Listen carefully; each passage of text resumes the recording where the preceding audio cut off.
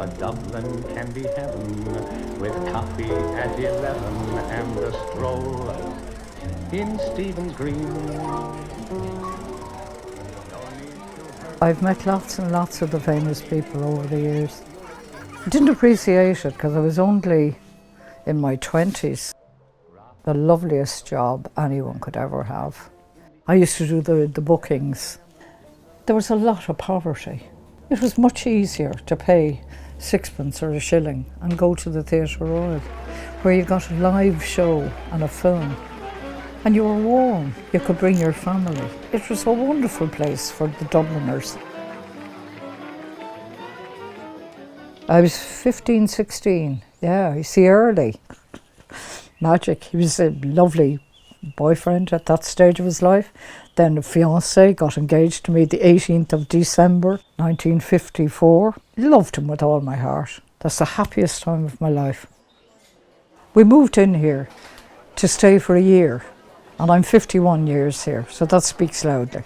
And living in Dublin at the age I am in is fabulous. To come back here, I'm like the Pope. I throw myself down on the ground and nearly kiss the ground because I love Dublin. You get onto a bus, somebody tells you their life story.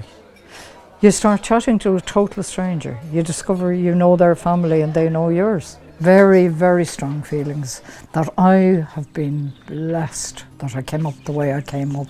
I wouldn't change a bit of it, although I'm doing things now that I never got the chance to do.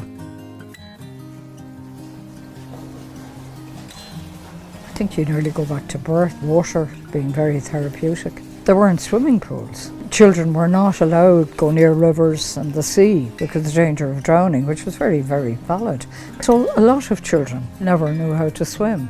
So that was, for me, great because I taught lots of adults to swim and I was good at it and I'm still good at it. I could teach any adult to swim.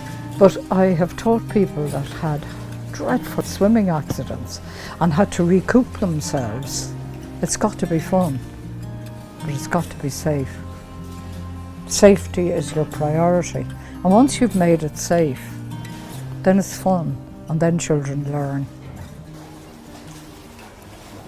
Every person has a different reason for not being able to swim.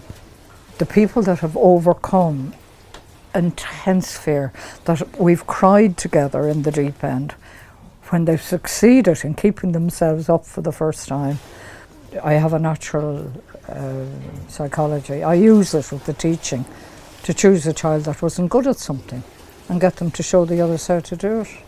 That child is much better than a child who can do it well. Great love of them too. Great understanding of the trauma that some of them came from. I've taught mentally handicapped, I've taught blind, I've taught deaf, I've taught physically handicapped. To teach a child like that to swim is a great challenge. I just know I only live one day at a time, and that keeps me very, very balanced. I always stay on the sweet living moment. And that's the secret, I think, for keeping yourself balanced, that you don't spend your life worrying about the past, because what you've done, you've done. For better or for worse, you can't change it. My name is Esme Lewis. I'm 77 years of age. I'm extremely happy. I'd advise anybody, if they're lucky enough to get to the age of 77, 87, 97, it's well worth waiting for because I'm doing wonderful things in my life.